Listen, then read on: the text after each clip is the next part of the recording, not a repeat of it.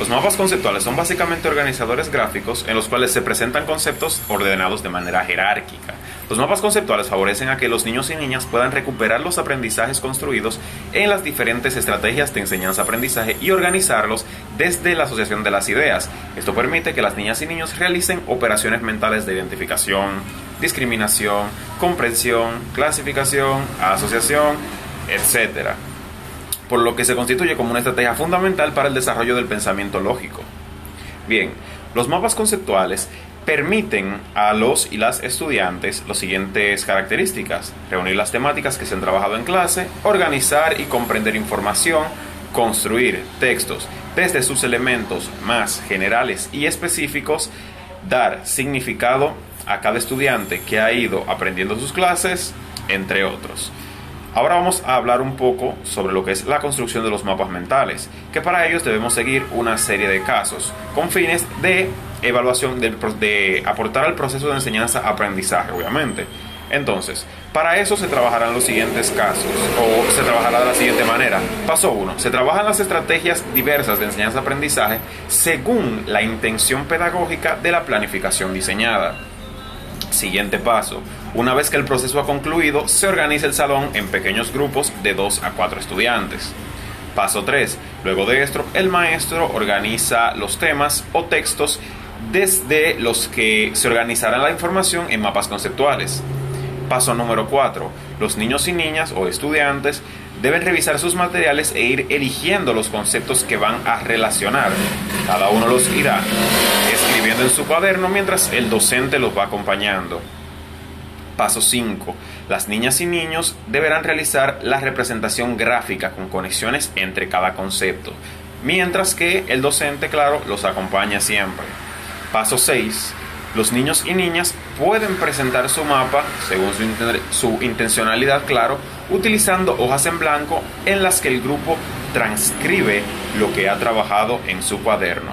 Y por último el paso 7, que dice que 2 o 3 grupos presentan el trabajo realizado a los demás, señalan algunos aportes o diferencias que tienen sus producciones con la de los grupos que les antecedieron, y luego de esto el maestro procede a calificar.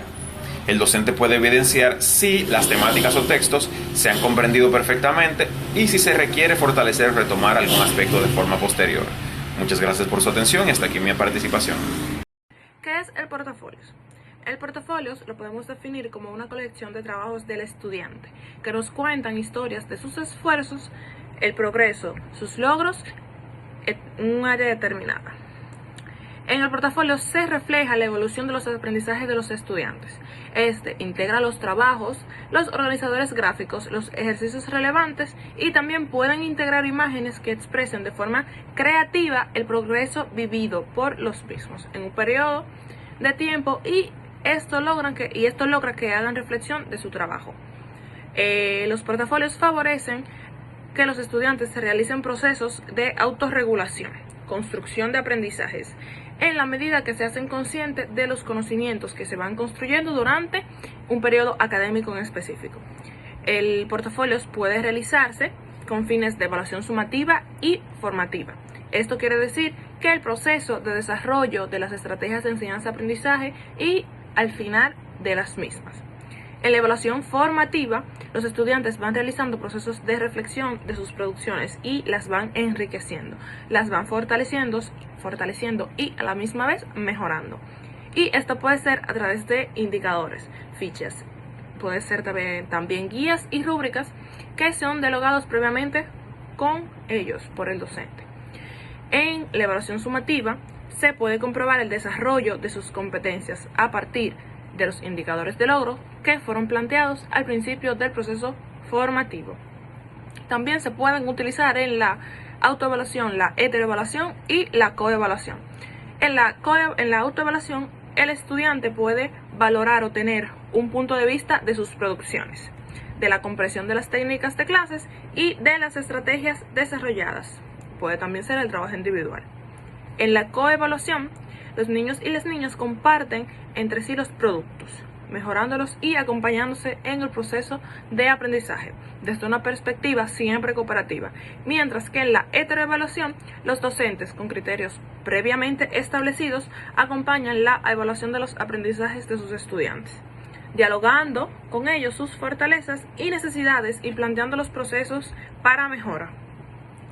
Entre los componentes del portafolio están la portada, que es diseñada por los mismos estudiantes, el índice de las producciones que contienen los portafolios, una breve introducción realizada por los estudiantes donde se coloca la intención de la estrategia de evaluación, las producciones seleccionadas, también las fichas de cotejos y las hojas de autorreflexión de los estudiantes. Y por último, la rúbrica de la coevaluación, la heteroevaluación y las fases de construcción del portafolio. Existen muchas maneras de evaluar a nuestros estudiantes, estos por diferentes tipos de herramientas que se pueden implementar a la hora de querer evaluar al mismo docente. Dentro de estas técnicas o instrumentos tenemos lo que llamamos el diario reflexivo, en donde el estudiante debe buscar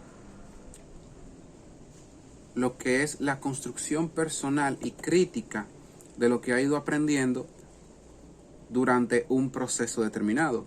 Esta técnica consiste en plasmar en una especie de diario, ya sea físico o virtual, aquellas experiencias, tanto buenas como malas, que el estudiante ha tenido durante la clase, para que el mismo reflexione cuáles son esos aprendizajes que el mismo ha podido tener durante un periodo educativo o durante un trayecto educativo en general.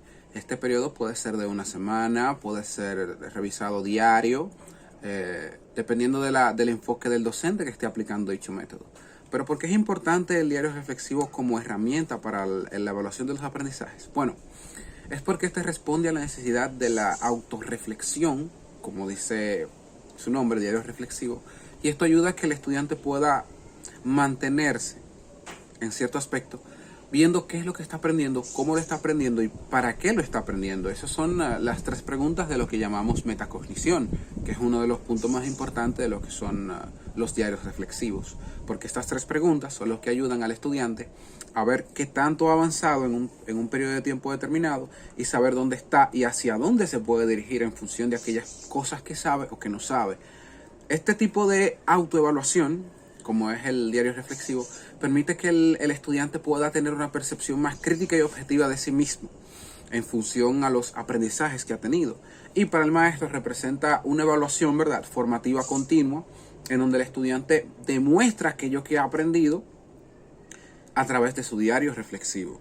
O sea, más que es una herramienta bilateral para lo que son las evaluaciones, porque permite que el estudiante vea y reflexione críticamente sobre lo que ha aprendido y que también él mismo, y que también al docente le sirva para ver qué el estudiante ha hecho, cómo lo ha hecho y para qué lo ha hecho. Y en función a estos aspectos puede ir mejorando sus técnicas de clase o sus técnicas aplicadas para que los estudiantes o el estudiante en un futuro, ¿verdad?, o si le toca a otra persona como estudiante al docente, pueda remendar estos errores o seguir con algunas prácticas, ¿por qué no también? Una entrevista es un diálogo entablado entre 2 o más personas. El entrevistador formula preguntas y el entrevistador las responde. Una entrevista no es casual, sino que es un diálogo interesado con intereses y expectativas de ambas partes. En los centros educativos se puede utilizar esta técnica para procesos evaluativos de las siguientes maneras. Los docentes entrevistan a sus estudiantes para identificar en su expresión oral el desarrollo de sus competencias. Los estudiantes entrevistan a terceras personas para levantar información importante para algún proceso de aprendizaje. Y los estudiantes realizan entrevistas entre ellos en los procesos de aprendizaje cooperativo y en la coevaluación. Al momento de realizar una entrevista se debe tener en cuenta con claridad los objetivos de la entrevista, como son los siguientes casos: seleccionar las personas susceptibles, planificar con anticipación, propiciar un ambiente agradable, trabajar con al menos 2 tipos de preguntas que sean cerradas o abiertas, y dialogar en un tono formal o semiformal según sean las necesidades de cada caso en particular. Los intercambios orales son diálogos en los que los estudiantes expresan sus ideas e intercambian sus opiniones sobre uno o varios temas. Esta estrategia, además de su fin evaluativo, también favorece la construcción de conocimientos, de expresión del propio ser, de los propios pensamientos, sentimientos, dudas y alegrías. En el proceso de aprendizaje, los estudiantes y docentes pueden recurrir a los intercambios orales en diferentes momentos, por lo que esta estrategia posibilita las oportunidades para la construcción de conocimientos y la reflexión sobre ellos. Los intercambios orales pueden ser utilizados para la evaluación diagnóstica, la evaluación formativa y para evaluación sumativa. Estos pueden realizarse con fines de coevaluación y heteroevaluación. En la coevaluación, los estudiantes comparten su punto de vista con los otros compañeros, acompañados de otros compañeros. Y en la heteroevaluación, los maestros son responsables de identificar el diálogo, los conocimientos de los estudiantes y sus actitudes frente a diversas situaciones. Características de los espacios de intercambio oral. Para